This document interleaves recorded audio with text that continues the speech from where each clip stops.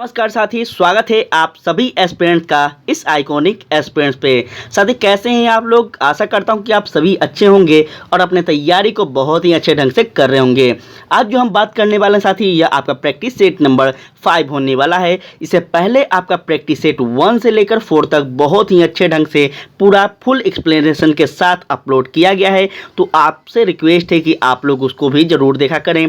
साथ में आपका किरण पब्लिकेशन का और रुक्मणी पब्लिकेशन का जो बुक प्रैक्टिस सेट है साथी, बहुत ही अच्छे ढंग से उसका भी पूरा एक्सप्लेनेशन के साथ इसी चैनल पर अपलोड किया गया है, तो आप सभी से विनती है कि आप लोग उसको भी ज़रूर देखा करें। और जिन साथी को इसका पीडीएफ चाहिए वो हमारे टेलीग्राम को ज़रूर ज्वाइन कर लेंगे, वहाँ पे आपको क्लास ओवर होते के साथ पीडीएफ मिल जाएगा।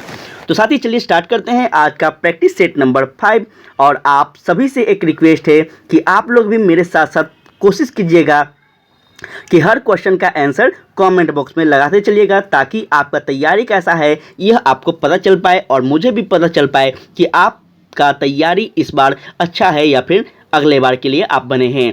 तो साथ ही सबसे पहला जो आपका प्रश्न कह रहा है, यहाँ ध्यान दीजिएगा। कह रहा है नाबार्ड किस प्रकार का बैंक है? बहुत ही इंपॉर्टेंट क्वेश्चन है और साथ ही बहुत ही फेमस यह एक प्रकार का संस्था भी है। आप सभी को पता होगा नाबार्ड के बारे में, तो जल्दी से बता दीजिए कि नाबार्ड किस प्रकार की बैंक है। यहाँ पे आपका ऑप्शन दिया गया है, आप लोग यहाँ पे ऑप्शन को देख लें और जवाब जल्दी से दे दीजिए। इसका राइट आंसर जो होगा साथी ये हो जाएगा क्या? तो विकास बैंक कृषि और ग्रामीण विकास पर केंद्रित है। नाबार्ड बैंक जो है साथी, यह आपका हम बात करें तो नाबार्ड एक फुल फॉर्म अगर बात की जाए तो national bank for agriculture and rural development इसका फुल फॉर्म होता है नाबार्ड का, जो कि नाबार्ड एक प्रकार का विकास बैंक है, साथ ही कृषि और ग्रामीण विकास पर केंद्रित रहता है। नाबार्ड की अगर हम और भी डिटेल में बात करें तो नाबार्ड 12 जुलाई 1942 को, बहुत इंपॉर्टेंट है लिख लीजिएगा, 12 जुलाई 1982 को साथी अस्तित्व में आया था और नाबार्ड अब पूरी तरह से भारत सरकार के स्वामित्व में रहता है, यह भी आप लोग याद रखेंगे। चलिए आगे हम बात करें तो नेक्स्ट आपका प्रश्न कह रहा है, ध्यान दीजिएगा। नेक्स्ट क्वेश्चन आपका कह रहा है अस्थायी लागत पर सकल राष्ट्रीय उत्पादन एनएनपी डैश है। साथ ही अस्थायी लागत पर सकल राष्ट्रीय उत्पादन जो कि एनएनपी, यह क्या है? डैश है। यहाँ पे क्या होना चाहिए? आपके सामने ऑप्शन दिया गया है, जल्दी से इसका आंसर कर दीजिए क्या होना चाहिए। इसका राइट आंसर साथी अगर बात की जाए तो क्या होगा? अस्थायी लागत पर सकल राष्ट्रीय उत्पादन एनएनपी जो है साथी राष्ट्रीय आय के बराबर होता है, याद रखेंगे। ठीक है, एक अर्थव्यवस्था का सकल राष्ट्रीय उत्पादन जो कि एनएनपी मूल्यह्रास के कारण होने वाला नुकसान को घाटे के जीएनपी में बदलता है साथी, याद रखेंगे। और इससे प्राप्त करने का सूत्र जो है इस प्रकार लिखा जा सकता है क्या? तो यहाँ पे थोड़ा सा यहाँ पे फॉर्मूला याद रखेंगे, एनएनपी बराबर जीएनपी। ठीक है, इसको याद रखेंगे, इंपॉर्टेंट है। यह मूल्यह्रास या फिर एनएनपी बराबर जीडीपी प्लस विदेश से आय और माइनस मूल्यह्रास होता है, जो कि साथी किसी भी अर्थव्यवस्था का हमें पता लगाने में मदद करता है। ठीक है, तो ये आप लोग याद रखेंगे। जब भी किस देश में जो साथी पूरे देश का जो आर्थिक सर्वेक्षण होता है, आर्थिक रूप से बजट पेश किया जाता है, तो पूरे साल का यह एनएनपी जीएनपी पता किया जाता है केंद्र सरकार के द्वारा कि कितने उत्पादन हुए वस्तु, कितने वस्तु यहाँ से उत्पादित बाहर गए हैं। ये सभी चीज़ पता करने के बाद हमें क्या होता है साथी, तो एक प्रकार का बजट पेश किया जाता है। तो ठीक है, इसको आप लोग याद रखेंगे। चलिए आगे हम बात करते हैं। तो कहता है सामाजिक विज्ञान विषय में टीएलएम प्रयुक्त नहीं होता है। जल्दी से बता दें साथी, सामाजिक विज्ञान विषय में जो है यह आपका टीएलएम जो है प्रयुक्त नहीं होता है। यह टीएलएम क्या होता है आपको बताना होगा साथी, जल्दी से इसका आंसर पहले कर दीजिए। और यह टीएमएल क्या होता है यह भी आपको बताना होगा। आप टीचर बनने वाले हैं और आपका सामने सामाजिक विज्ञान का प्रश्न पूछा जा रहा है, तो जल्दी से आप इसका आंसर कर दीजिएगा। इसका राइट आंसर जो हो जाएगा वो हो जाएगा क्या? तो इसका राइट आंसर हो जाएगा आपका ऑप्शन नंबर डी साथी, नेपियर पट्टी। नेपियर पट्टी इसका राइट आंसर हो जाएगा। ठीक है, चलिए आगे हम बात करते हैं। इस पे साथी अभी और भी बहुत कुछ इंपॉर्टेंट पॉइंट था, लेकिन थोड़ा सा लास्ट में हम बताएंगे, इसको याद रखिएगा आप सभी लोग। इसका क्वेश्चन का हम थोड़ा और भी डिटेल में लास्ट में बताएंगे, क्योंकि इकोनॉमिक्स का इंपॉर्टेंट पॉइंट है। एनएनपी जीएनपी ये सभी थोड़ा सा यहाँ पे आप लोग याद रखेंगे, लास्ट में हम बताएंगे। नेक्स्ट क्वेश्चन आपका कह रहा है निम्न में से किस जलवायु प्रदेश में एक एस्किमो पाए जाते हैं। साथ ही जल्दी बता दीजिए निम्न में से किस जलवायु प्रदेश में एस्किमो पाए जाते हैं। इसका राइट आंसर क्या होगा? इसका राइट आंसर हो जाएगा आपका साथी क्या, तो टुंड्रा प्रदेश में। याद रखेंगे टुंड्रा प्रदेश में क्या पाए जाते हैं, तो एस्किमो पाए जाते हैं, याद रखना है आप सभी को। नेक्स्ट हम बात करें तो यहाँ ध्यान दीजिएगा आप सभी लोग। कहता है निम्नलिखित में से किसने विश्व के प्राकृतिक प्रदेशों की योजना को सर्वप्रथम प्रतिपादित किया था? बहुत इंपॉर्टेंट क्वेश्चन है, जल्दी से इसका राइट आंसर कर दीजिए। किसने किया साथी सबसे पहले विश्व के प्राकृतिक प्रदेशों को योजना सर्वप्रथम प्रतिपादित किया था? सबसे पहले प्राकृतिक प्रदेश क्या होता है यह आप लोग को जानकारी होना चाहिए, ठीक है। अपना जो भारत है, तो भारत का कौन सा साइट प्राकृतिक प्रदेश के नाम से जाना जाता है? आप जल्दी से ये भी आप लोग कमेंट में बता दीजिएगा। ये सब जानकारी आपको होना चाहिए। साथ ही आप बीपीएससी से इस बार एग्जाम देने वाले हैं तो थोड़ा सा आपको पढ़ना होगा, ठीक है। सिर्फ आपको प्रैक्टिस सेट पर निर्भर नहीं रहना है, यह बात आप लोग जान लीजिए ताकि बाद में आपको कोई समस्या ना हो। थोड़ा सा बुक वगैरह पढ़ने का भी आदत डाल लीजिए तो आपके लिए फ़ायदेमंद होगा। चलिए इसका राइट आंसर जो होगा वो हो जाएगा आपका साथी क्या, ऑप्शन नंबर डी, ठीक है। क्या हो जाएगा? हर्डवर्सन ने क्या किया था साथी, तो विश्व के प्राकृतिक प्रदेशों की योजना का सर्वप्रथम प्रतिपादित किया था। किसने? हर्डवर्सन ने। चलिए आगे हम समझना चाहें तो आगे यहाँ पे ध्यान दीजिएगा। भारत में किस वर्ष रेल बजट को आम बजट में मिला दिया गया? जल्दी बता दीजिए साथी, आप सभी को पता होना चाहिए कि पहले जो था रेल बजट अलग से पेश किए जाते थे, लेकिन अब रेल बजट को आम बजट में ही मिला दिया गया है। यह कब किया गया है? क्या वो 2015, 16, 17 या फिर 18 में किया गया है? जल्दी बता दीजिए। तो यह आपका किया गया साथी 2017 में, ठीक है। इंपॉर्टेंट क्वेश्चन है, इसको थोड़ा सा आप लोग याद रखेंगे। 2017 की बात की जा रही है।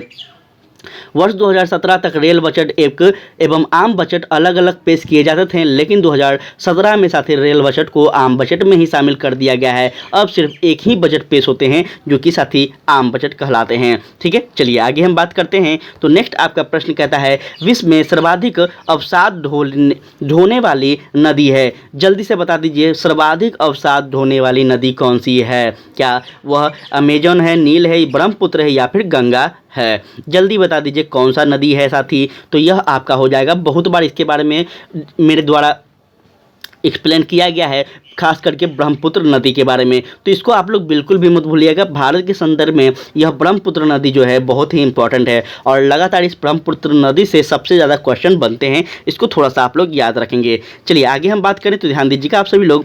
प्रश्न आज का कैसा लग रहा है साथी आप लोग ज़रूर बताइएगा। आप सभी से विनती है कि एक बार सेशन को शेयर कर दीजिए। हम हर रोज़ बोलते हैं कि साथी एक बार सेशन को आप लोग शेयर किया कीजिए। आपके लिए बिना शेयर किए, बिना कुछ किए लगातार आपके लिए बेस्ट से बेस्ट पब्लिकेशन मार्केट में आता है और सबसे पहले हम आपके लिए अवेलेबल करवा रहे हैं। इतना तो बनता है कि कम से कम आप लोग शेयर कर दें ताकि और भी अपना परिवार बड़ा हो। जब बड़ा होगा तो और भी आपके लिए बड़ा से बड़ा चीज़ लाया जाएगा। ध्यान दीजिएगा, कहता है निम्न में से कौन सा शांत ज्वालामुखी का उदाहरण है? शांत ज्वालामुखी का उदाहरण कौन सा है? जल्दी बता दीजिए। क्या वह इसमें से कौन सा हो जाएगा? क्वेश्चन आपके सामने है और ऑप्शन भी आपके सामने है, तो जल्दी से बता दीजिए शांत ज्वालामुखी किसे कहते हैं? इसका राइट आंसर जो हो जाएगा साथी वो हो जाएगा आपका ऑप्शन नंबर ए, किलिमंजारो जो है यह आपका राइट आंसर हो जाएगा। इसको क्या कहते हैं? तो इसको शांत ज्वालामुखी का उदाहरण याद रखेंगे। नेक्स्ट हम बात करें तो कहता है मूल्यांकन संबंधित है। मूल्यांकन जो संबंधित है किससे संबंधित है? तो यह आपका हो जाएगा छात्रों के कौशल के विकास से। मूल्यांकन, किसी भी व्यक्ति का मूल्यांकन कैसे किया जाता है? तो उसके कौशल विकास से किया जाता है, याद रखेंगे। आप जब टीचर बनेंगे तो किसी बच्चों को आप उसका बिहेवियर देखकर उसको नहीं कर सकते हैं, उसका जज नहीं कर सकते हैं, उसका मूल्यांकन नहीं कर सकते। बहुत सारे स्कूल में हम ऐसा देखे हैं कि कुछ गिने चुने बच्चे होते हैं जो कि एग्ज़ाम देते हैं, तो कुछ गिने चुने बच्चे होते हैं जिसको सिर्फ नाम से, सिर्फ उसका फेस वैल्यू से उसको नंबर मार्क्स मिलते हैं कॉपी में। तो ऐसा आप शिक्षक नहीं बनिएगा। हर बच्चे में अलग अलग कौशल होता है, जिस कौशल के आधार पर उनका विकास होता है और उस प्रकार से आप लोग उसका मूल्यांकन करिएगा, यही आप सभी से विनती है। चलिए उसके बाद आपका नेक्स्ट क्वेश्चन आता है, यहाँ पे ध्यान दीजिएगा। नेक्स्ट यहाँ पे क्वेश्चन आता है साथी, प्रधानमंत्री किसान सम्मान निधि योजना किस तारीख को शुरू की गई थी? बहुत इंपॉर्टेंट क्वेश्चन है और बहुत इंपॉर्टेंट यह योजना भी है साथ ही जल्दी से बता दीजिए इसका राइट आंसर क्या होना चाहिए। इसका राइट आंसर क्या होना चाहिए जल्दी जल्दी बता दीजिए। यह आपके सामने दिया गया है क्वेश्चन भी और यहाँ पे ऑप्शन भी। इस ऑप्शन में थोड़ा सा विवादास्पद यहाँ पे दिख रहा है मुझे, तो इसका हम आंसर देने से पहले थोड़ा सा हम इस पर चर्चा करना चाहेंगे, ठीक है, क्योंकि यहाँ पे थोड़ा सा मुझे विवाद दिख रहा है, कुछ यहाँ पे त्रुटि दिख रहा है, इसलिए इसको हम पहले एक्सप्लेन कर देते हैं, फिर हम यहाँ पे आंसर देंगे तो ज़्यादा बेटर होगा, नहीं तो फिर आप लोग कहिएगा कि गलत आप आंसर दे रहे हैं। तो ध्यान दीजिएगा, प्रधानमंत्री किसान सम्मान निधि योजना जो था 21 तारीख को लॉन्च किया गया था। तो यहाँ पे पहले बात की जाए, 1 फरवरी को पेश किए गए केंद्रीय आंतरिक बजट में देश के किसानों को आर्थिक मदद देने के लिए प्रधानमंत्री किसान सम्मान योजना, जिसको हम पीएम किसान स्कीम कहते हैं, ठीक है, इसको लिख लेंगे साथ ही, इंपॉर्टेंट है। इसकी शुरुआत की गई थी, कब की गई थी? 1 फरवरी को की गई थी। अब 1 फरवरी या तो यहाँ पे तो है, लेकिन 1 फरवरी 2019 की बात की जा रही है, तो क्या यह 1 फरवरी 2019 सही होगा? जल्दी से बता दीजिए। हम यहाँ पे इतना डिटेल में बता दिए। अब यह आप लोग बताइए कि क्या ऑप्शन नंबर सी इसका राइट आंसर होना चाहिए या फिर कोई और इसका राइट आंसर होना चाहिए। थोड़ा सा यहाँ पे और भी हम चर्चा करेंगे। तो यहाँ पे एक बात और भी याद रखेंगे साथी, 1 दिसंबर 2018 को सालाना एक निश्चित रकम यानी 6,000 रुपये की बात की गई थी। ध्यान रखिएगा, काफ़ी इंपॉर्टेंट है। 6,000 रुपये 3 समान किस्तों में देने का प्रावधान किया गया था, और यह भारत सरकार द्वारा लघु और सीमांत किसानों को सहायता प्रदान करने की अब तक की सबसे बड़ी योजना मानी गई है। इस योजना के तहत 2 हेक्टेयर तक भूमि वाले छोटे जोत वाले किसान पर साथ ही परिवारों को 6,000 रुपये प्रति वर्ष तक क्या सरकार के द्वारा देने की प्रावधान की गई थी, और यह आय सहायता 2,000 रुपये की 3 समान किस्मों में लाभान्वित किसानों को मिलने वाला यह योजना था, ठीक है। 31 मार्च 2019 तक की अवधि के लिए पहली किस्म की इस योजना को साथ ही शुरुआत भुगतान की गई थी, और इस योजना को 75,000 करोड़ रुपए का वार्षिक व्यय लगाया गया था। यह भी बात आप लोग याद रखेंगे। इतना आपके लिए हम बता दिए हैं। तो इस योजना के बारे में मेरा एक प्रकार से कहिए कि मेरा शॉर्ट नोट्स लिखा गया था, यह आपको बताने के लिए। पहले जब हम पढ़े थे तो इस प्रकार से हम आपके लिए इसको लिख कर रखे थे। अब जल्दी से बता दीजिए कि इसका राइट आंसर क्या होना चाहिए। इसका राइट आंसर क्या होना चाहिए जल्दी बता दीजिए आप लोग। अभी तक आपका आंसर का हम इंतजार कर रहे हैं। इतना सब कुछ हम बता दिए हैं पूरा संक्षिप्त में, शुरुआत से लेकर अंत तक सब कुछ बता दिए हैं इस योजना के बारे में। तो जल्दी से इसका आंसर कर दीजिएगा। चलिए बढ़ते हैं हम आगे। इसका आंसर आपका कमेंट बॉक्स में हम देखना चाहेंगे, तो जल्दी से बता दीजिएगा। कहता है ऑपरेशन ब्लड संबंधित है। ऑपरेशन ब्लड जो है यह किससे संबंधित है? तो यह आपका हो जाएगा साथी, यह आपका हो जाएगा किससे संबंधित है? तो यह हो जाएगा आपका ऑप्शन नंबर बी। क्या हो जाएगा साथी? दुग्ध उत्पादन से, ठीक है। ऑपरेशन ब्लड जो है यह आपका दुग्ध उत्पादन से संबंधित है, इसको याद रखेंगे, ठीक है। चलिए उसके बाद हम बात करें तो इसका राइट आंसर याद रखेंगे, ज़्यादा कंफ्यूज मत होइएगा। इसका right answer option number C हो जाएगा। चलिए आगे ध्यान दीजिएगा। पृथ्वी की आंतरिक संरचना में कोर बहुत इंपॉर्टेंट है और बहुत बार बताया गया है।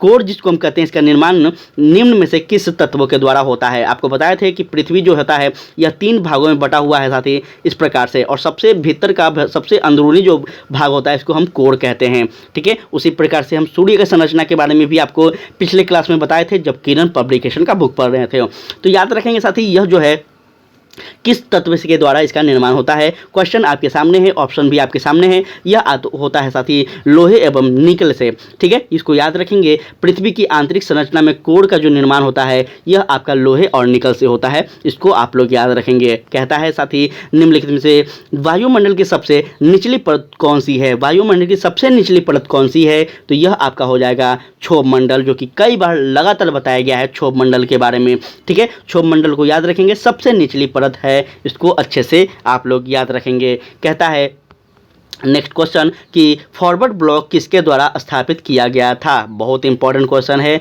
बहुत ही इंपॉर्टेंट है। फॉरवर्ड ब्लॉक जो है यह किसके द्वारा साथ ही स्थापित किया गया था? सरदार सिंह जी राणा हैं, सुभाष चंद्र बोस हैं, जयप्रकाश नारायण हैं और लक्ष्मी सहगल है। आपके सामने क्वेश्चन और आंसर दोनों है, जल्दी से इसका आंसर कर दीजिए। इसका राइट आंसर जो होगा वह आप याद रखेंगे, सुभाष चंद्र बोस के द्वारा फॉरवर्ड ब्लॉक की स्थापना की गई थी। साल 1939 में नेताजी सुभाष चंद्र बोस ने 22 जून को साथ ही ऑल इंडियन फॉरवर्ड ब्लॉक का गठन किया था। कब किया था? 22 जून 1939 को। लिख लीजिएंगे, काफ़ी इंपोर्टेंट है।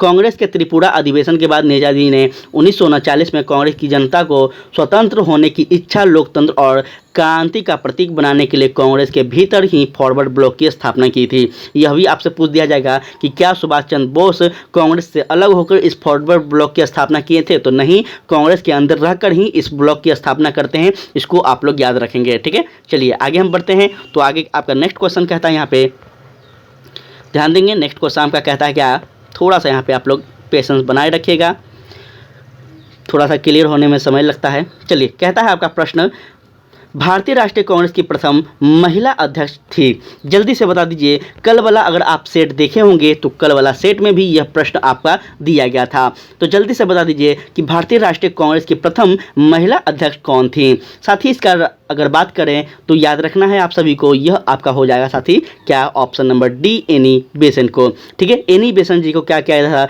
सबसे पहले भारतीय राष्ट्रीय कांग्रेस का प्रथम महिला अध्यक्ष बनने का गौरव प्राप्त होता है। और यह एक आयरिश महिला थी, एक विदेशी महिला थी जो कि आयरलैंड से आई थी। अगर आपसे यहीं पे एक प्रश्न और भी पूछ दिया जाए, जो कि कल भी हम आपको बताए थे कि भारतीय राष्ट्रीय कांग्रेस की प्रथम भारतीय महिला अध्यक्ष कौन थी, तो यहाँ पे आप लोग बिल्कुल भी मत भूलिएगा कि प्रथम भारतीय महिला जो थी वो कौन थी। तो आपका सरोजनी नायडू हो जाएंगी, जो कि यहाँ पे आपका ऑप्शन नहीं दिया गया है। याद रखेंगे सरोजनी नायडू जी के बारे में, ठीक है।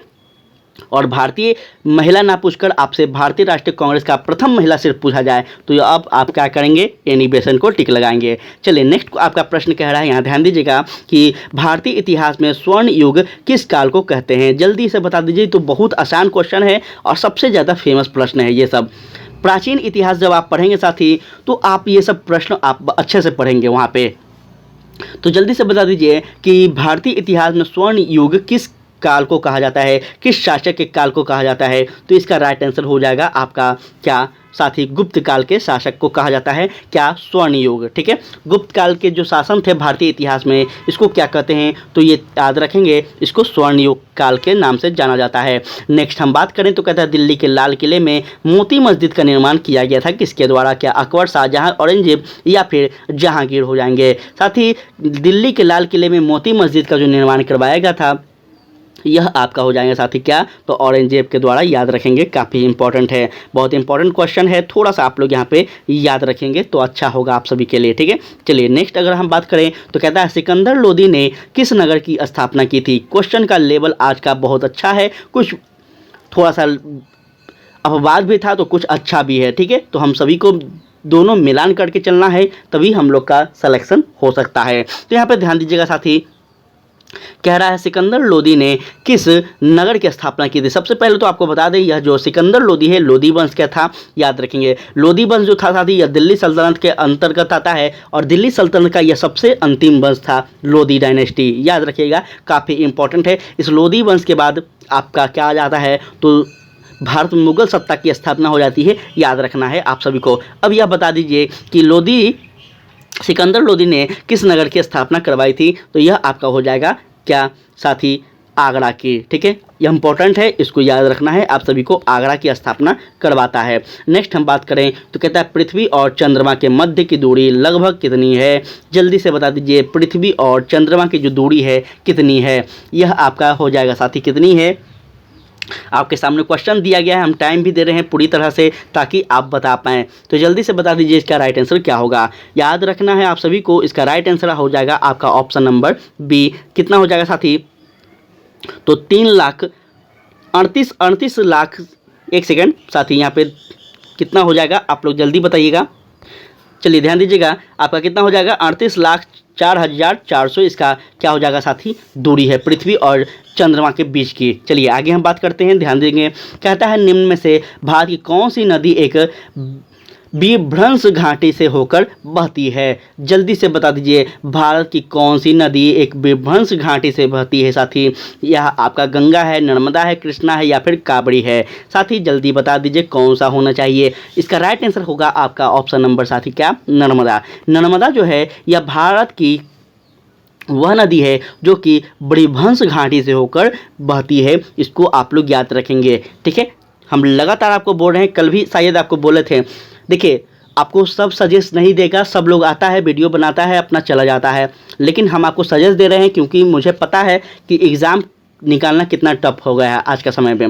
इसलिए हम आपको बता रहे हैं कि आप फंस जाइएगा, पूरी तरह से सेट पे प्रैक्टिस पे नहीं रहिए। आपके लिए हम बता रहे हैं, आप लोग से विनती कर रहे हैं कि आप लोग थोड़ा बुक को पढ़िए। ज्योग्राफी में आप जितना भी नदी तंत्र है सारे नदी तंत्र को पढ़ लीजिए, पठार जितना है पढ़ लीजिए, जितने पर्वत हैं पढ़ लीजिए, ये सभी आप लोग पढ़ लीजिए तो आपको फ़ायदा होगा। वहीं पे अगर बात की जाए मॉडर्न हिस्ट्री में, तो मॉडर्न हिस्ट्री में लगभग अगर बात की जाए तो आप 1857 की क्रांति से पूरा कम से कम पढ़ लीजिए। अभी भी आपके पास 1 से 1 महीना के आसपास समय है, तो 1857 के बाद जितने प्रमुख घटना हुए हैं आप उसको पढ़ लीजिए, नहीं तो आप फिर फंस जाइएगा।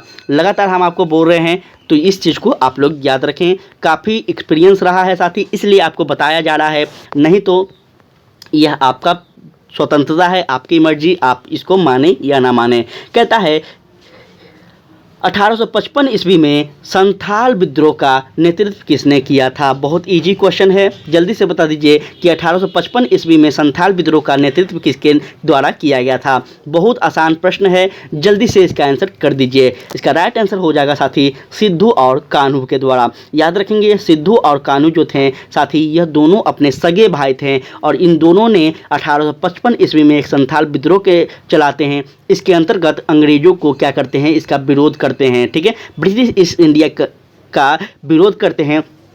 और दुख की बात यह था कि यह 4 भाई थे, ठीक है, लेकिन फेमस जो थे यह सिद्धू और कान्हू थे। चारों भाई इस विद्रोह में साथी क्या होते हैं तो शहीद हो जाते हैं। यह बहुत ही क्या कह सकते हैं, एक दुख की बात है। और सबसे इम्पोर्टेंट बात अगर बात की जाए तो हम जब जनजातीय विद्रोह पढ़ते थे तो सबसे ज़्यादा हमको अगर कोई प्रभावित किया था तो यही संथाल विद्रोह था जो हमको प्रभावित किया था, जो कि देश के आज़ादी के लिए, अपने समाज की आज़ादी के लिए ये चारों भाई कुर्बान हो जाते हैं। इनको आप लोग ज़रूर से याद रखेंगे, ठीक है।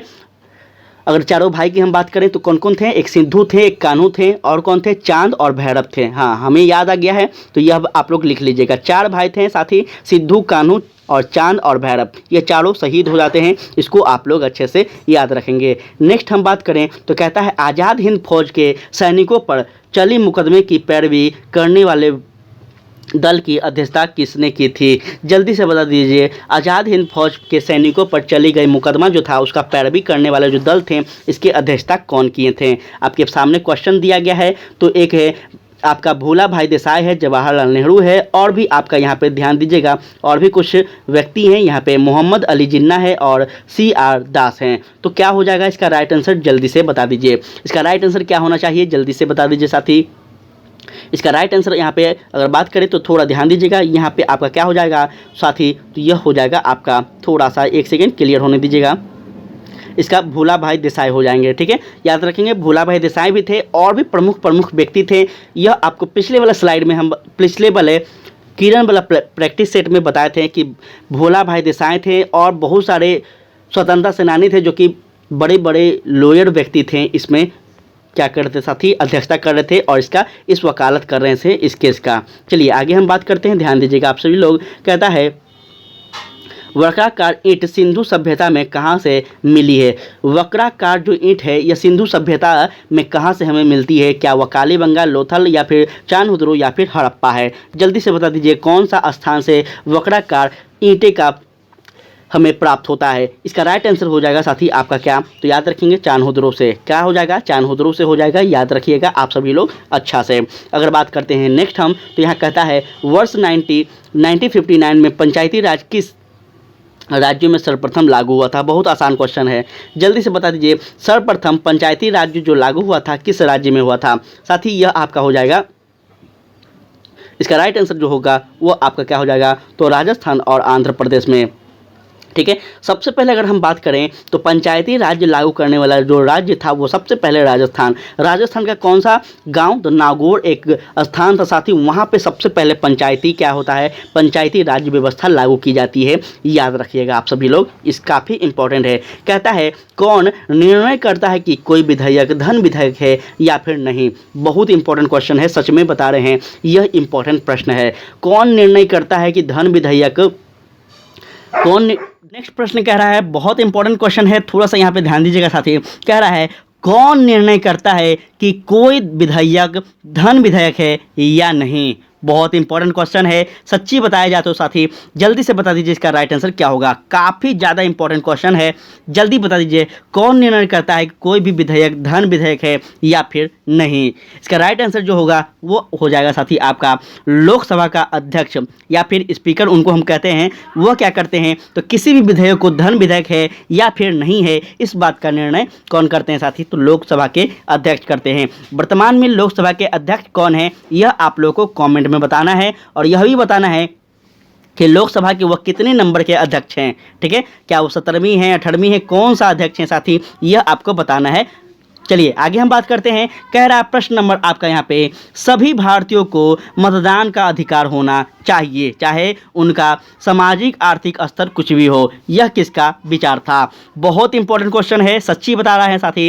ये आपका लेवल जो प्रश्न का है पॉलिटी का बहुत बेहतरीन है, तो जल्दी से बता दीजिए यह किनका कथन था कि सभी भारतीयों को मतदान का जो अधिकार होना चाहिए वो समान होना चाहिए, चाहे वह आर्थिक सामाजिक रूप से किसी भी प्रकार से उनमें भेदभाव हो, लेकिन उनका जो मतदान का स्तर होना चाहिए वह इक्वल होना चाहिए। यह किनका कथन था? कहाँ आपका ऑप्शन यहाँ पे दिया गया है साथी, महात्मा गांधी, राजेंद्र प्रसाद, बी.आर. अम्बेडकर और जवाहरलाल नेहरू। जल्दी बता दीजिए क्या होना चाहिए। बात किया जाए इसके बारे में तो याद रखेंगे साथी यह आपका हो जाएगा यहाँ पे option number C, B R. Ambedkar के बारे में। ठीक है, थोड़ा सा यहाँ पे आपका ऑप्शन में गलती किया गया है तो यहाँ पे आप लोग देख लीजिएगा। ठीक है, ऑप्शन नंबर सी जो है आपका बी.आर. अम्बेडकर होंगे राइट आंसर। ठीक है, चलिए आगे हम बात करते हैं। तो यहाँ ध्यान दीजिएगा, संवैधानिक सरकार का अर्थ है। संवैधानिक सरकार का अर्थ क्या है? क्या वो संविधानिक की शर्तों के अनुसार सरकार कार्य करती है, कानून के अनुसार सरकार चलती है, लोकतांत्रिक सरकार होती है या फिर उपयुक्त सभी होते हैं? संवैधानिक सरकार क्या होती है जल्दी से बता दीजिए। एक प्रकार से संवैधानिक सरकार की आपसे विशेषता पूछा जा रहा है, उसका अर्थ पूछा जा रहा है, तो जल्दी से बता दीजिए कि अपने देश में जो सरकार है क्या वो संवैधानिक सरकार है या फिर नहीं है? तो जल्दी से बता दीजिए क्या होगा इसका आंसर। इसका राइट आंसर जो होगा साथी वो हो जाएगा आपका उपयुक्त सभी।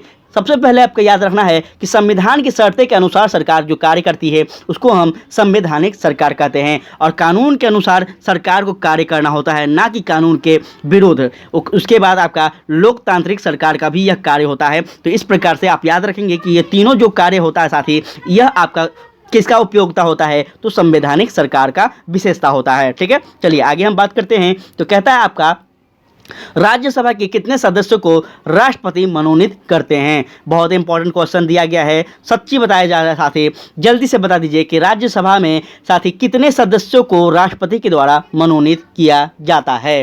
इसका राइट आंसर जो होगा वो आपका हो जाएगा क्या? तो 12 सदस्यों को। ठीक है, 12 सदस्यों को किया जाता है, और यह आप बता दीजिए कि यह जो 12 सदस्य होते हैं यह किस क्षेत्र से होते हैं? तो साथी यह आपको याद रखना होगा कि जो यह 12 सदस्य होते हैं यह जो होते हैं साथी यह आपका बुद्धिजीवी व्यक्ति होते हैं। एक प्रकार से कह सकते हैं हम कि शिक्षा के क्षेत्र में वह विशेष व्यक्ति होते हैं, उसके बाद विज्ञान के क्षेत्र में होते हैं, खेलकूद के क्षेत्र में जो प्रमुख व्यक्ति होते हैं जो कि बहुत बड़ा उनका योगदान रहा है उस क्षेत्र में। दूसरा नंबर कि वो उस क्षेत्र में कहीं ना कहीं कितने अवार्ड जीत चुके हैं, तो वैसे वैसे व्यक्ति को राज्यसभा में सदस्य बनाया जाता है। याद रखेंगे कुल 12 सदस्यों को। ठीक है, चलिए आगे हम बात करते हैं। तो कहता है निम्नलिखित में से किसने शिक्षा के एक महान केंद्र विक्रमशिला महाविहार का निर्माण करवाया था?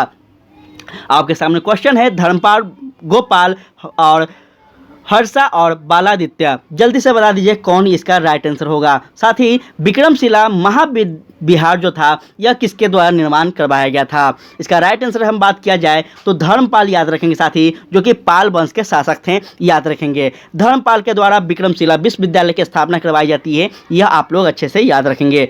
हम बात करें आगे तो कहता है गांधी को चंपारण आने का आमंत्रण किसने दिया था? बहुत आसान क्वेश्चन है, इतना आसान क्वेश्चन मुझे नहीं लगता है कि पूछना चाहिए। चलिए जल्दी से बता दीजिए कि गांधी को चंपारण आने का जो आमंत्रण दिया था साथी किसने दिया था? तो यह बहुत सिंपल क्वेश्चन है, और यह आपको मुझे लगता है कि 9th-10th क्लास का आप हिस्ट्री पढ़ेंगे बिहार बोर्ड का तो वहाँ पे भी आपको पढ़ने को मिलेगा कि राजकुमार शुक्ल के द्वारा साथी महात्मा गांधी को आमंत्रण किया गया था, या फिर एक प्रकार से कहा जाए विनती किया गया था। ठीक है, तो चलिए आगे बढ़ते हैं हम। प्रश्न यहाँ पे देखिएगा साथी, नेक्स्ट जो आपका प्रश्न है यहाँ पे ध्यान दीजिएगा। क्वेश्चन कैसा लग रहा है आप लोग जरूर बताएंगे। आप सभी से विनती है कि आप लोग क्वेश्चन को जरूर बताइएगा कि कैसा लग रहा है आप लोग को, और आप अपने स्कोर को जरूर से बताएंगे लास्ट में। कहता है किन आधारों पर राष्ट्रपति राज्यपाल को पद यूज कर सकेगा। जल्दी से बता दीजिए, राष्ट्रपति राज्यपाल को पद यूज किस आधार पे करते हैं? कदाचार पे, असमर्थता पे, संविधान का उल्लंघन, या फिर राज्यपाल की पदयुक्ति के आधार का संविधान में कोई उल्लेख नहीं किया गया है। जल्दी से बता दीजिए इसमें से कौन सा आपका आंसर सही होगा। आपके सामने क्वेश्चन भी दिया गया है, आंसर भी दिया गया है, जल्दी से बता दीजिए क्या होना चाहिए। बात की जाए साथी तो याद रखेंगे, राज्यपाल की जो पदयुक्ति की बात की गई है यह आपका संविधान में कहीं भी उल्लेख नहीं किया गया है। और एक चीज़ आपको बता दें कि किसी भी राज्यपाल को हटाने के लिए राष्ट्रपति बाध्यता नहीं होते हैं। जिस प्रकार से राष्ट्रपति को हटाया जा सकता है उसी प्रकार से एक विधि होता है जो कि साथी मंत्रिपरिषद के आधार पर हटाया जाता है, याद रखेंगे, जिसको हम महाभियोग भी कह सकते हैं एक शब्दों में। चलिए आगे हम बात करें तो ध्यान दीजिएगा, कहता है राज्य विधानसभा की अधिकतम सदस्य संख्या है। राज्य विधानसभा की जो अधिकतम सदस्य संख्या है साथी कितना है? आपके सामने क्वेश्चन है, आंसर भी है, जल्दी से इसका राइट आंसर कर दीजिए। आपके सामने सब कुछ है साथी। इसका राइट आंसर जो होगा वो हो जाएगा आपका क्या, याद रखेंगे, यह हो जाएगा आपका 500। ठीक है, याद रखेंगे साथी, राज्य विधानसभा की अधिकतम जो सदस्य की संख्या रखी गई है यह आपका 500 रखी गई है। ठीक है, इंपॉर्टेंट है, थोड़ा याद रखेगा। और ये सब आप सभी को याद होना चाहिए कि आपके राज्य में जो विधानसभा है इसकी कितनी है, लोकसभा की सीट है यह कितने हैं, तो ये सब कॉमन चीज़ है, इसको आपको जानकारी होना चाहिए। नेक्स्ट हम बात करें तो क्वेश्चन कहता है आपका, डॉक्टर BR अम्बेडकर ने निम्न में से कौन से अधिकारों को संविधान की हृदय या फिर आत्मा कहा है? बहुत आसान क्वेश्चन है, बहुत इजी क्वेश्चन है और इम्पोर्टेंट भी है। जल्दी से बता दीजिए, बाबा साहब अम्बेडकर के द्वारा संविधान का हृदय और आत्मा किसको कहा गया है? क्या वह समानता का अधिकार को कहा गया, स्वतंत्रता का अधिकार, संवैधानिक उपचारों का अधिकार, धार्मिक स्वतंत्रता का अधिकार? साथ ही हम बात करें इसके बारे में तो याद रखेंगे इसका राइट आंसर जो हो जाएगा वो हो जाएगा आपका संवैधानिक उपचारों का अधिकार। याद रखेंगे साथी, यही संवैधानिक उपचारों का अधिकार जो है यह हमें आर्टिकल 32 के अंतर्गत हमें क्या करता है साथी, अधिकार देता है कि हम सर्वोच्च न्यायालय में क्या कर सकते हैं, तो इसको रिट कर सकते हैं, इसको अपील कर सकते हैं। और सर्वोच्च न्यायालय के पास यह अधिकार है, 5 अधिकार दिए गए हैं, 5 प्रकार के रिट दिए गए हैं। इस रिट के आधार पर हमें क्या करते हैं साथी, तो हमारे स्वतंत्रता की, हमारे मौलिक कर्तव्य का हनन ना हो, इस प्रकार से सर्वोच्च न्यायालय ध्यान रखता है। इसलिए बाबा साहेब अम्बेडकर के द्वारा इस अनुच्छेद 32 को क्या कहा गया है, तो इसको संविधान की आत्मा कहा गया है, याद रखेंगे। ठीक है, काफ़ी इंपॉर्टेंट बात आपको बता रहे हैं। आपसे पूछ देगा कौन सा आर्टिकल BR अम्बेडकर के द्वारा संविधान की आत्मा कहा गया है, तो याद रखेंगे वह आर्टिकल कौन सा हो जाएगा साथी, 32 हो जाएगा। नेक्स्ट हम बात करें तो कहता है सोनालिका किस फसल की प्रजाति है? सोनालिका किस फसल की प्रजाति है? याद रखेंगे सोनालिका किसी का नाम नहीं है, यह फसल का नाम है साथी, प्रजाति है। तो बताइए क्या वह मक्का है, गेहूं है, या फिर जो है धान है? इसका राइट आंसर जो होगा वो हो जाएगा आपका साथी गेहूं। ठीक है, क्या हो जाएगा, गेहूं जो है यह सोनालिका एक प्रकार की फसल की प्रजाति है। इसको आप लोग याद रखेंगे, ना कि किसी लड़की का नाम है। तो इस प्रकार से आप लोग समझते चलिएगा और याद करते चलिएगा। थोड़ा सा आपको यहाँ पे समझदारी से काम लेना होगा, तभी आप सही कर पाएंगे। हम बात करें अगर आगे तो कहता है साथी 1913 ईस्वी में पटना में अनुशीलन समिति की एक शाखा की स्थापना किसने की थी? बहुत इंपॉर्टेंट क्वेश्चन है, अपने बिहार के संदर्भ में आपका प्रश्न है साथी, तो इसको आपको बिल्कुल सही करना होगा। अनुशीलन समिति का जो गठन किया गया था यह आपको 1913 में किया गया था। किसके द्वारा? क्या हुआ, आबा रामानंद सिंह हो जाएंगे, सतीश चंद्र बसु हो जाएंगे, सतीश झा होंगे, या फिर विपिन झा होंगे। साथ ही हम बात करें इनके बारे में तो यह आपका हो जाएंगे सतीश चंद्र बसु। ठीक है, थोड़ा सा डिटेल में हम चलना चाहेंगे तो यहाँ पे आप याद रखेंगे सतीश चंद्र बसु के द्वारा 24 मार्च 1902 को अनुशीलन समिति की संख्या की स्थापना की गई थी। कब की गई थी? तो 1902 में, 24 मार्च 1902 में इसकी स्थापना की गई थी। और बंगाल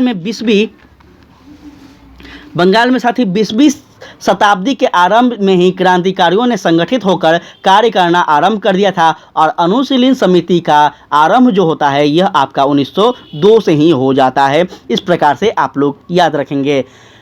चलिए आगे हम बात करते हैं तो यहाँ पे ध्यान दीजिएगा, कहता है सिंचाई की किस विधि में सर्वाधिक पानी की बचत होती है। जल्दी से बता दीजिए, आप सभी लोग इससे परिचित भी होंगे, तो जल्दी बता दीजिए कि सिंचाई की किस विधि से पानी की बचत होती है। जल्दी बताइए इसका राइट आंसर क्या होना चाहिए। इसका राइट आंसर जो होना चाहिए वो आपका हो जाएगा साथी टपक सिंचाई विधि से। टपक सिंचाई जो विधि होता है यह क्या होता है, तो आप देखेंगे साथी कि खेतों में क्या होता है, तो पानी की छोटा छोटा बूंदे को छोड़ दिया जाता है।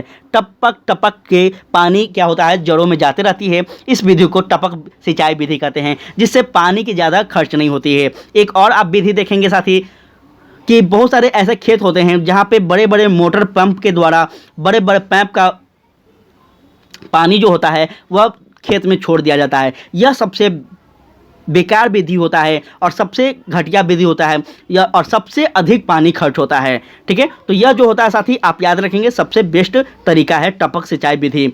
नेक्स्ट आपका बात करें तो कहता है गेहूं की प्रथम क्रांतिक अवस्था है। गेहूं की प्रथम क्रांतिक अवस्था है बलिया निकलना, दूध अवस्था, कल्ले निकलना या फिर इनमें से कोई नहीं। साथ ही हम बात करें इसके बारे में तो यह आपका जो होगा क्या हो जाएगा, आपका ऑप्शन नंबर साथी कल्ले निकला जो है यह आपका राइट आंसर होगा। ध्यान दीजिएगा, बहुत इंपॉर्टेंट बात की जा रही है, थोड़ा सा यहाँ पे आप लोग ध्यान रखेंगे। सारा का सारा आपका इंपॉर्टेंट क्वेश्चन है और ये सभी आपसे पूछने की 100% संभावना है। कहता है साथा यहाँ पे कहता है साथी ध्यान दीजिएगा, मृदा में विज्ञान की वह शाखा है जिसमें मृदा का अध्ययन पादप वृद्धि के दृष्टिकोण से किया जाता है, उसे कहते हैं। साथ ही पादप का मतलब आप सभी को पता होना चाहिए, पेड़ पौधा होता है। तो जल्दी से बता दीजिए इस विधि को क्या कहते हैं। इस विधि को हम क्या कहते हैं, जल्दी बताएं। आपके सामने क्वेश्चन दिया गया है, ऑप्शन भी है। इसका राइट आंसर अगर बात करें हम साथी तो यह आपका हो जाएगा ऑप्शन नंबर डी, ईडेफोलॉजी। ठीक है, ईडेफोलॉजी जो है ये मृदा विज्ञान की वह शाखा है जिसमें मृदा की अध्ययन पादप वृद्धि के दृष्टिकोण से किया जाता है, उसको ईडेफोलॉजी कहते हैं। याद रखना है आप सभी को। चलिए आगे हम बढ़ते हैं। ध्यान दीजिएगा साथी, यहाँ पे आप सभी लोग थोड़ा सा आज हम फास्ट चल रहे हैं। वह वजह इसलिए है कि कल के कमेंट में कुछ ऐसे लोग थे जो थोड़ा सा अटपटा कमेंट कर रहे थे और थोड़ा सा अभद्र टाइप का शब्द बोल रहे थे कि क्या बोला जाए अभी। तो इसलिए देखिए, फास्ट चलना है या स्लो चलना है आप बता दीजिए, मुझे कोई दिक्कत नहीं है। नॉलेज कम आपको होगा, हम सोचते हैं कि आपको एक क्वेश्चन में 2-3 चीज़ बता दें, ताकि अगर आपका यह प्रश्न ना भी आए तो उससे जुड़ा हुआ कोई प्रश्न पूछा जाए तो आप कंफर्म कर पाए। इसलिए थोड़ा सा हम लॉन्ग वीडियो होता है लेकिन आपका सारा कॉन्सेप्ट क्लियर करते चलते हैं। लेकिन बहुत सारे ऐसे लोग होते हैं जो फास्ट चलिए ये है वो है करने आ जाते हैं कॉमेंट में।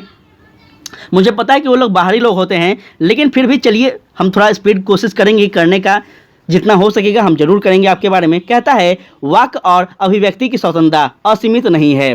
ध्यान दीजिएगा, वाक और अभिव्यक्ति की स्वतंत्रता असीमित नहीं है, इस पर कब प्रतिबंध लगाया गया जा सकता है। साथ ही इस पर कब प्रतिबंध लगाया जा सकता है आपको बता दें कि यह भी हमारे फंडामेंटल राइट्स के अंतर्गत आते हैं। वाक और अभिव्यक्ति की स्वतंत्रता, सभी व्यक्ति को बोलने की स्वतंत्रता है, यह हमारा फंडामेंटल राइट्स है। तो जल्दी से बता दीजिए इस पर कब प्रतिबंध लगाया जा सकता है। यह आपका ऑप्शन यहाँ पे दिया गया है, इसका राइट आंसर क्या होना चाहिए आप लोग जल्दी से इसका चयन कर लीजिए। साथ ही इसका राइट आंसर जो हो जाएगा वो हो जाएगा आपका उपयुक्त सभी आधारों पर, जिसमें राष्ट्र की एकता एवं अखंडता के पक्ष में अगर कोई व्यक्ति बोलता है तो उस पर प्रतिबंध लगाया जा सकता है। संसद और न्यायालय की अवमानना या फिर मानहानि में और लोक व्यवस्था, शिष्टाचार एवं सदाचार में कोई दिक्कत होता है तो वैसे परिस्थिति में उस व्यक्ति को स्वतंत्रता से क्या कर दिया गया, वंचित कर दिया जा सकता है। ठीक है, देखिए वाक और अभिव्यक्ति की स्वतंत्रता व्यक्ति को क्यों होना चाहिए, आप सही बात बोलिए, आपको बोलने की छूट दी गई है लेकिन आप सही बात बोलिए। अब वहीं पे वो व्यक्ति स्वतंत्रता का हनन करेगा, स्वतंत्रता के आग में जाकर वह ऐसा बात बोलेगा जो कि राष्ट्र के प्रति हानि होता है, संसद के प्रति गलत संदेश जाता है, लोक व्यवस्था को गलत संदेश जाता है, और इस व्यक्ति को बोलने से बहुत सारा समाज में और भी अभद्र चीज़ फैल रहा है। तो वैसे परिस्थिति में इस व्यक्ति पर प्रतिबंध लगाना बिल्कुल जायज़ है। चलिए ध्यान दीजिएगा, नेक्स्ट क्वेश्चन कहता है कौन सा विषय राज्य सूची में उल्लेखनीय नहीं है। जल्दी से बता दीजिए, क्या वह कृषि है, कानून व्यवस्था है, नागरिकता है या फिर भूमि एवं राजस्व है। कौन सा विषय राज्य सूची में उल्लेखनीय नहीं है। ध्यान देंगे साथ ही, काफ़ी इंपॉर्टेंट प्रश्न है और यह आपका हो जाएगा साथ ही नागरिकता जो है यह आपका क्या है, तो राज्य सूची में उल्लेखनीय नहीं है। नागरिकता जो होता है साथी यह आपका केंद्र सूची में होगा, ठीक है, इसको याद रखेंगे। यह क्या हो जाएगा, केंद्र सूची में। आप सभी लोग देखे होंगे कि एनआरसी आया था। ये एनआरसी कब आया था, एनआरसी आपका 2017-18 के आसपास आया था शायद। तो यह किसका विषय था, यह नागरिकता का विषय था। किसका विषय था, राज्य सूची का नहीं था, केंद्र सूची का था, याद रखेंगे। चलिए आगे हम बात करते हैं। कहता है मुरब्बा बनाने के लिए अनुपयुक्त फल है। मुरब्बा बनाने के लिए इसमें से कौन सा है, बेल है, आंवला है, सेब है या फिर संतरा है। मुरब्बा आप सभी लोग खाए भी होंगे और कुछ ऐसे स्टूडेंट होंगे जो बनाए भी होंगे। तो जल्दी से बता दीजिए कि मुरब्बा बनाने के लिए अनुपयुक्त फल कौन सा है।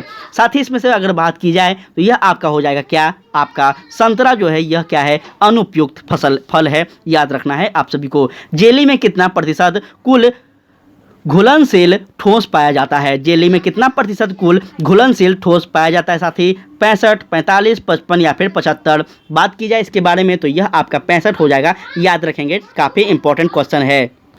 नेक्स्ट क्वेश्चन कह रहा है, ध्यान दीजिएगा, चित्रकला के तत्व होते हैं। जल्दी बता दीजिए चित्रकला के तत्व क्या होते हैं। चित्रकला के तत्व क्या होते हैं साथी, जल्दी जल्दी कर दीजिए इसका आंसर आप सभी लोग। इसका राइट आंसर जो हो जाएगा वो हो जाएगा आपका क्या साथी, तो ये सभी, ठीक है, वर्ण एवं ज्ञान, पोत एवं अंतराल और रेखा एवं रूप, ये सभी जो हैं यह चित्रकला के क्या हैं, तत्व हैं। इसको आप सभी लोग याद रखेंगे। हम बात करें आगे, थोड़ा ध्यान दीजिएगा आप सभी लोग। विरोधी रंग कौन सा है साथी, विरोधी रंग पूछा जा रहा है, विरोधी। अब आप बताइए विरोधी रंग क्या है, लाल हरा है, पीला लाल है, हरा नीला है या फिर नीला बैंगनी है। जल्दी बता दीजिए विरोधी रंग कौन सा होता है। आप सभी लोग अपने अपने विरोधी को देख लीजिए और उसका रंग बता दीजिए, आपका यहाँ पे आंसर शायद क्लियर हो जाएगा। इसका हम बात करें तो यह आपका हो जाएगा साथी लाल हरा, ठीक है, लाल हरा जो है यह विरोधी रंग होता है। इस प्रकार से आप लोग याद रखेंगे। और थोड़ा सा हम बोलते हैं जो आप लोग उसको सीरियस नहीं लीजिएगा, थोड़ा सा बीच में एंटरटेनमेंट होना चाहिए, सीरियस पढ़ाई करने से मज़ा नहीं आता है, याद रखना है आप सभी को। कहता है आधुनिक भारतीय कला का पितामह कौन था।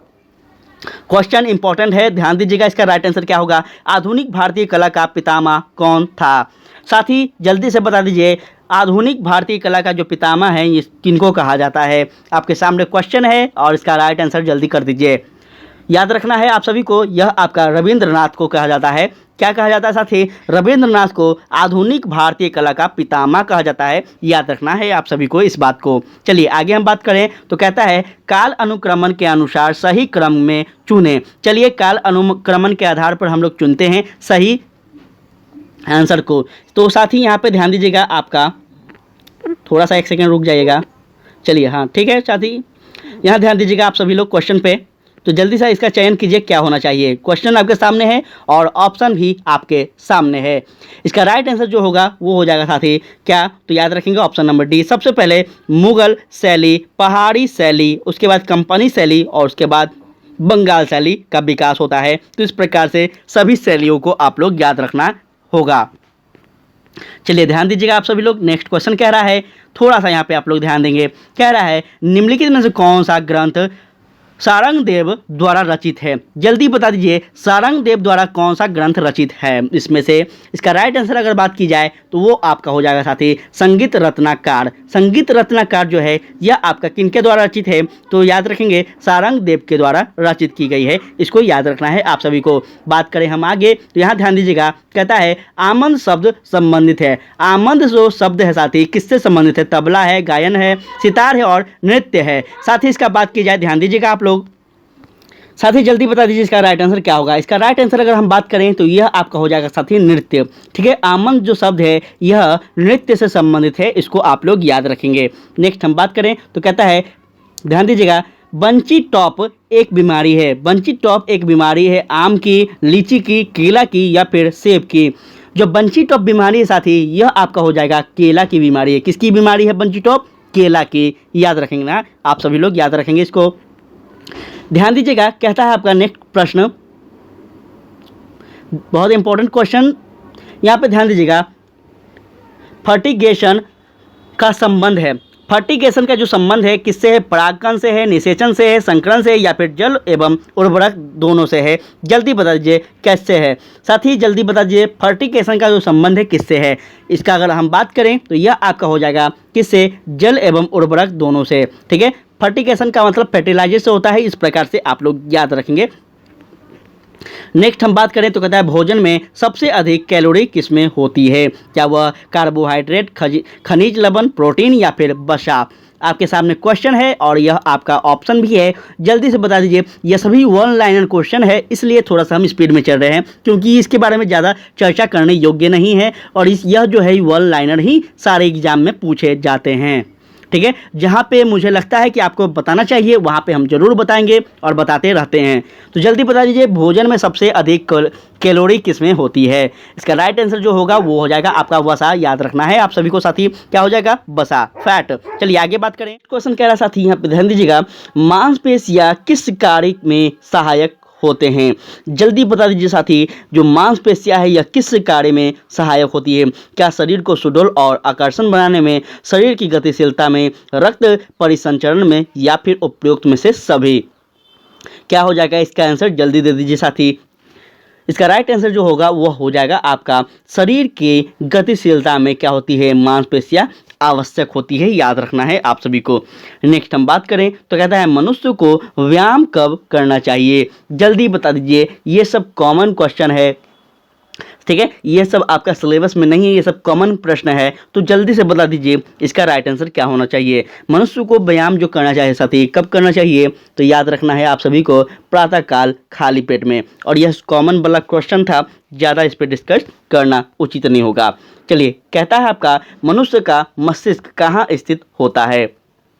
उदर गुहा, वक्ष गुहा, कपाल में या फिर मुख गुहा में? जल्दी बता दीजिए। मनुष्य का जो मस्तिष्क होता है, आपको कई बार बताया है कि जो मनुष्य का मस्तिष्क हो साथी, यह 3 भागों में बटा हुआ है। ठीक है, 3 भागों में बटा हुआ है, तो जल्दी से बता दीजिए कि इसमें मनुष्य का जो मस्तिष्क होता है यह किस में होता है? जल्दी बता दीजिए। इसका राइट आंसर हो जाएगा आपका साथी कपाल में। ठीक है, क्या हो जाएगा? ऑप्शन नंबर सी, कपाल में हो जाएगा। याद रखना है आप सभी को, काफ़ी इंपॉर्टेंट क्वेश्चन है।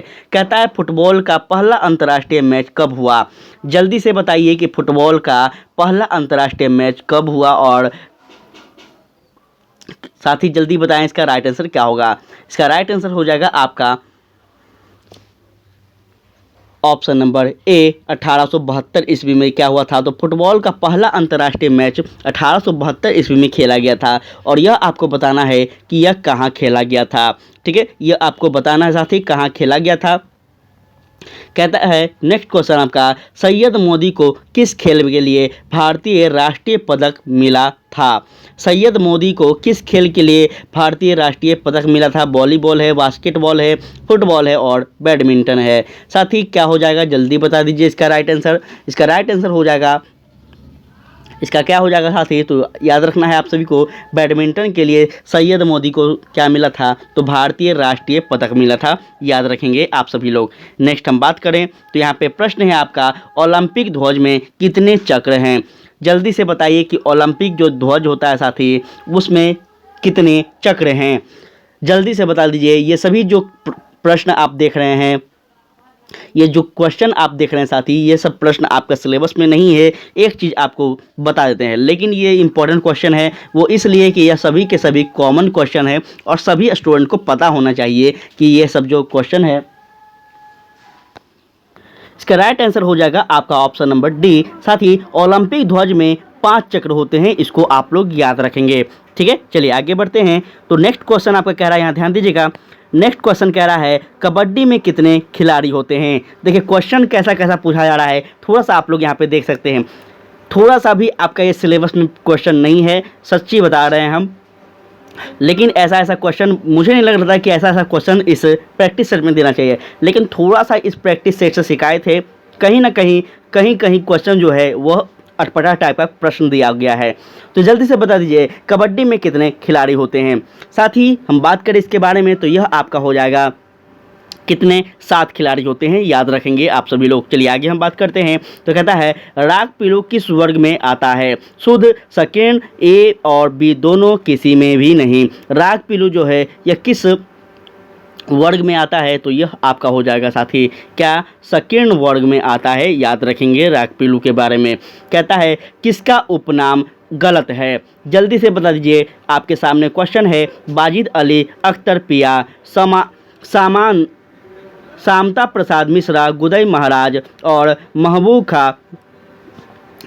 खा दरस पिया, या और फिर आपका इनायत हुसैन प्राण पिया।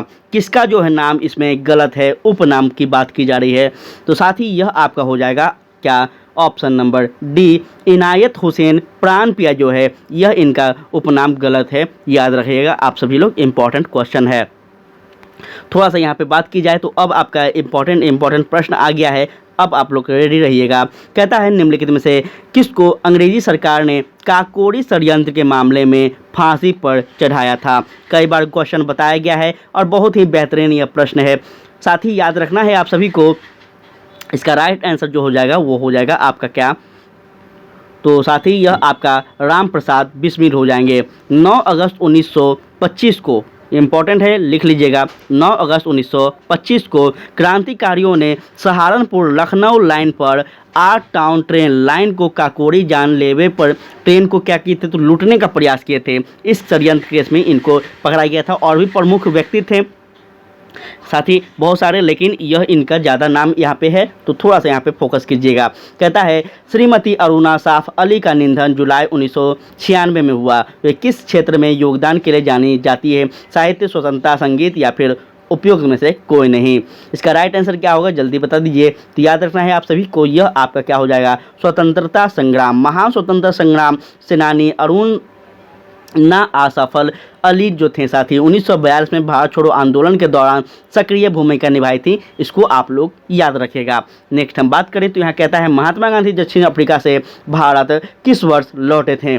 जल्दी से इसका आंसर कर दीजिए, याद रखिएगा साथी आपका 1915 में लौटे थे।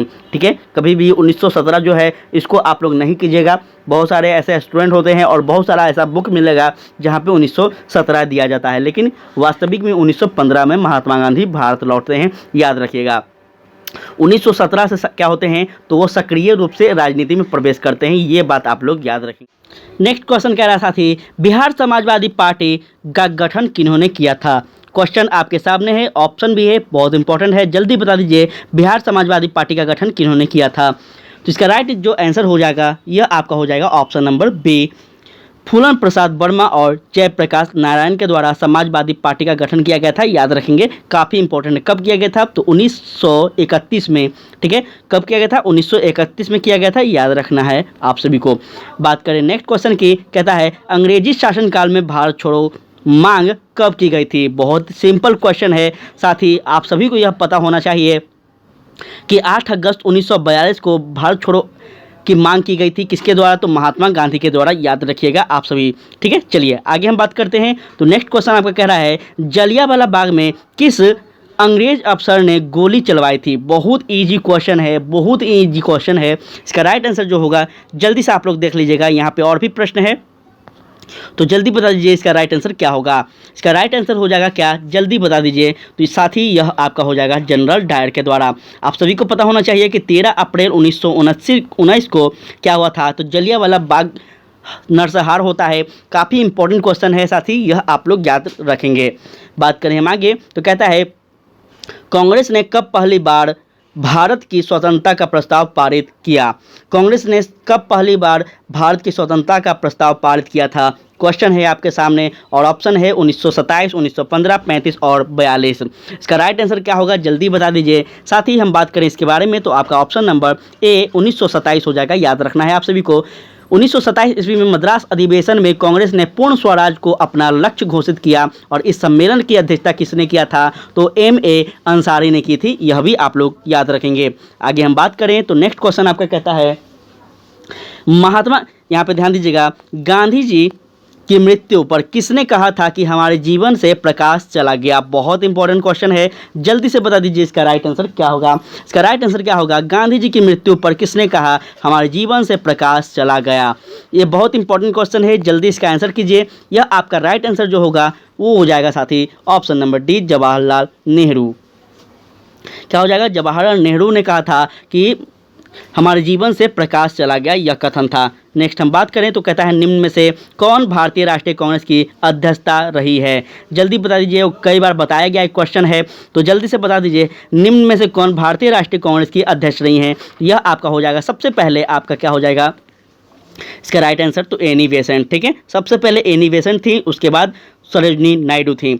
नेक्स्ट हम बात करें तो कहता है, यहाँ ध्यान दीजिएगा, स्वराज मेरा जन्मसिद्ध अधिकार है और मैं इसे लेकर रहूँगा, यह कथन किसका है? जल्दी से बता दीजिए यह कथन किसका है। बहुत ही इंपॉर्टेंट क्वेश्चन है। इसका राइट आंसर क्या होगा? आपके सामने क्वेश्चन है और इसका ऑप्शन भी है। क्या होना चाहिए इसका राइट आंसर? जल्दी बता दीजिए। इसका राइट आंसर जो होगा साथी वो हो जाएगा बाल गंगाधर तिलक के द्वारा, ठीक है। बाल गंगाधर तिलक के द्वारा आपको पता होना चाहिए 1916 ईस्वी में होम रूल आंदोलन चलाया जाता है। उस समय ही कहा जाता है कि स्वराज मेरा जन्मसिद्ध अधिकार है और मैं इसे लेकर रहूँगा। नेक्स्ट हम बात करें तो कहता है, आपका प्रश्न है, निम्नलिखित में से कौन सा गैस समूह ग्रीन हाउस प्रभाव में योगदान देता है? बहुत इंपॉर्टेंट क्वेश्चन है। थोड़ा सा यहाँ पे आप लोग ध्यान दीजिएगा तो आप इसका आंसर कर पाएंगे। इसका आंसर राइट हो जाएगा आपका ऑप्शन नंबर, इसका राइट आंसर हो जाएगा साथी कार्बन डाइऑक्साइड तथा मीथेन, ठीक है। कार्बन डाइऑक्साइड और मीथेन जो है यह ग्रीन हाउस प्रभाव का एक खतरा, वायुमंडल के कार्बन डाइऑक्साइड को मात्रा में वृद्धि होती है, इसको आप लोग याद रखेंगे। हम बात करें नेक्स्ट क्वेश्चन के बारे में तो कहता है, जलवायु परिवर्तन का कारण है। जलवायु परिवर्तन का कारण क्या है? ग्रीन हाउस गैस है, ओजोन परत का क्षय है, प्रदूषण है या फिर उपयुक्त में से सभी? जल्दी बता दीजिए जलवायु परिवर्तन का कारण क्या है? इसका राइट आंसर हो जाएगा आपका उपयुक्त में से सभी। ग्रीन हाउस गैस है, ओजोन परत का और आपका प्रदूषण जो है ये सभी हैं इंपॉर्टेंट, याद रखिएगा। नेक्स्ट क्वेश्चन कहता है, निम्नलिखित में से कौन सा वायु प्रदूषण का एक जैव सूचक है? क्वेश्चन इंपॉर्टेंट है, इसका आप लोग थोड़ा सा ध्यान दीजिएगा तो इसका आंसर कर पाएंगे। क्या होना चाहिए? जल्दी बता दीजिए। इसका राइट आंसर होगा साथी आपका ऑप्शन नंबर बी, लाइकेन, ठीक है। लाइकेन थेरेफाइड प्रकार के वनस्पति है जो कि कवक तथा शैवाल दोनों में मिलकर बनती है। इसमें कवक तथा शैवाल का संबंध परस्पर सजीवी जैसा होता है। इस प्रकार से आप लोग इसके बारे में याद रखेंगे। नेक्स्ट हम बात करें, आपका कहता है, पारिस्थितिक तंत्र के जैविक घटकों में कौन सा उत्पादन घटक है? साथ ही आपके सामने पारिस्थितिक तंत्र के जैविक घटकों के बारे में पूछा जा रहा है, तो इसमें से क्या होना चाहिए? बहुत बार बात किया गया है पारिस्थितिक तंत्र के बारे में, तो जल्दी से इसका राइट आंसर क्या होगा? जल्दी बता दीजिए। इसका राइट आंसर होगा साथी हरे पौधे, ठीक है।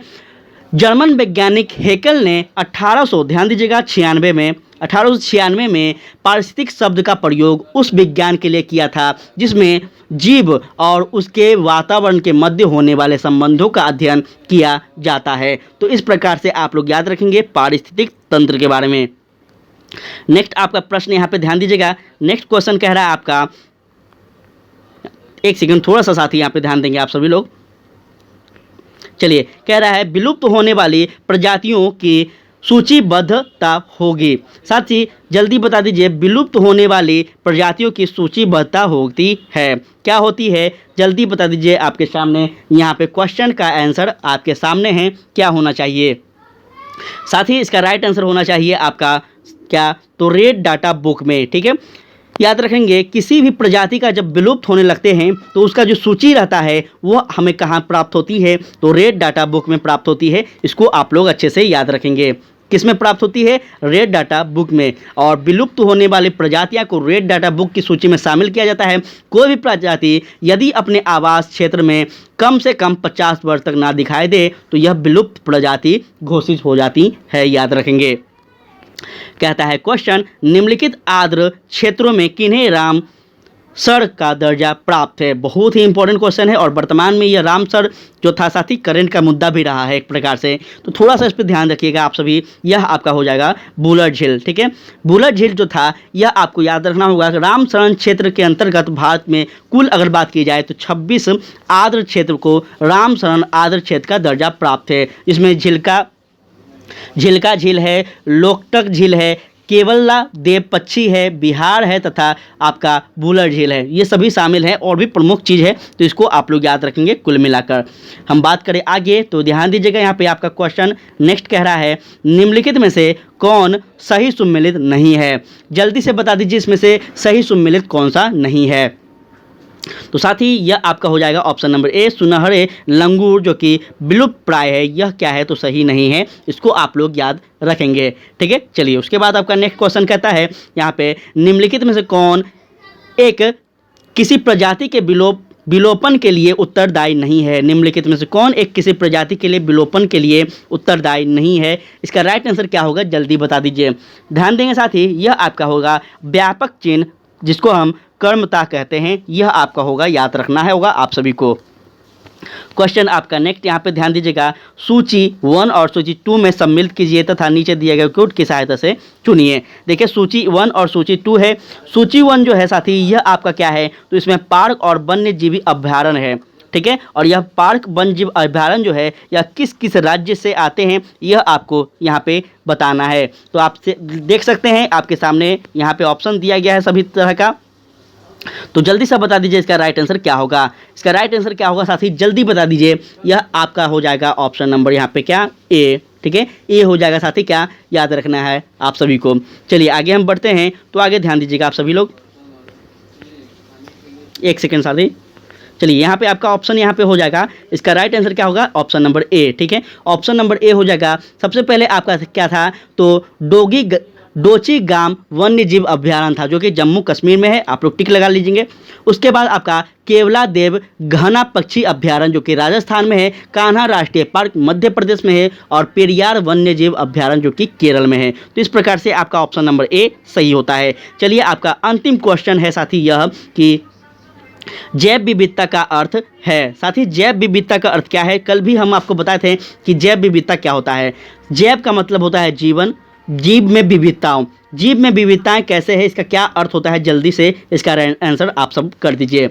इसका राइट आंसर हो जाएगा आपका ऑप्शन नंबर सी। साथ ही एक निर्धारित क्षेत्र में विभिन्न प्रकार के पादप एवं जंतु जो होते हैं, यह क्या कहलाते हैं, तो जैव विविधता कहलाते हैं, याद रखेंगे। किसी प्राकृतिक प्रदेश में पाए जाने वाले जंगली तथा पालतू जीव जंतुओं एवं पादपों की प्रजातियां की बहुलता को जैव विविधता कहते हैं, इतना आप लोग याद रखेंगे। तो इस प्रकार से आपका होता है यह टेस्ट, आपका प्रैक्टिस सेट नंबर 5 समाप्त। क्लास कैसा लगा आप लोग जरूर बताइएगा। किसी भी साथी को इसका पीडीएफ चाहिए तो उसको टेलीग्राम पे आप लोग ज्वाइन कर लेंगे, वहाँ पे आपको पीडीएफ मिल जाएगा। तो आज के लिए इतना ही, कल हम लोग मिलते हैं नए सेशन में, तब तक के लिए जय हिंद जय भारत।